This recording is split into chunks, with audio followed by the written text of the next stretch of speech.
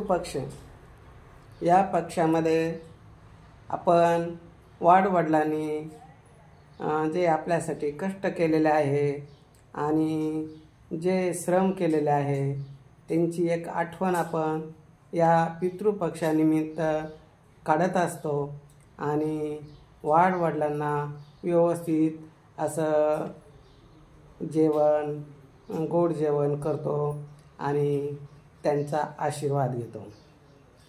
असंच आज आमच्या वडिलांचे पित्र असल्यामुळं मी पण त्या रीतिरिवाजाप्रमाणे जेवण केलं, त्यांना व्यवस्थित नैवेद्य दिला आणि त्यांचा आशीर्वाद घेतला की माझ्या हातून चांगलं कार्य घडू द्या, माझ्या हाताला यश द्या।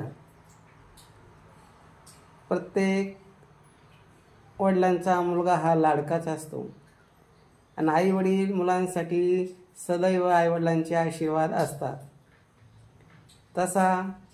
तसे माझे वडील वारून 19 वर्ष झाले, पण जरी वडील नाही पण वडिलांची छाया आहे।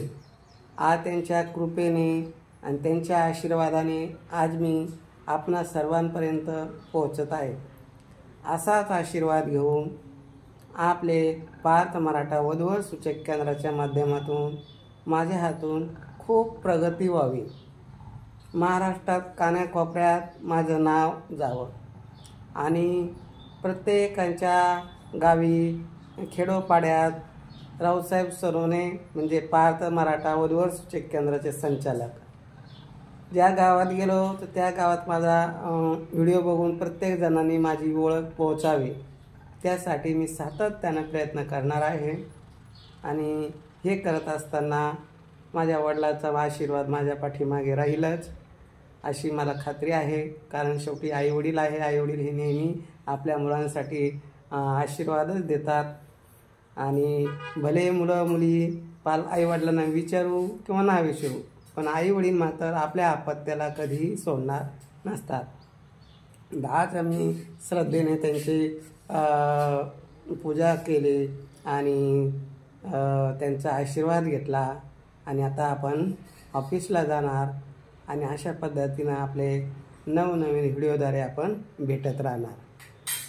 तर पितृपक्ष सर्वांना सांगू इच्छितो या माध्यमातून का पितृपक्ष आता 2 तारखेपर्यंत आहे।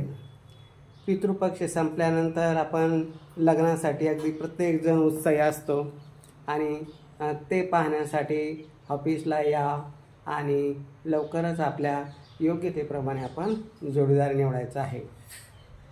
तर या पितृपक्षात शक्यतो आईवडिलांच्याच आठवणीचा पक्ष असल्यामुळं प्रत्येकजण त्यात बिझी असतं आणि पितृपक्ष संपल्यानंतर आपल्या नवरात्रापासून आपण लग्न सराई सुरू होते आणि तिथून पुढे आपण कामाला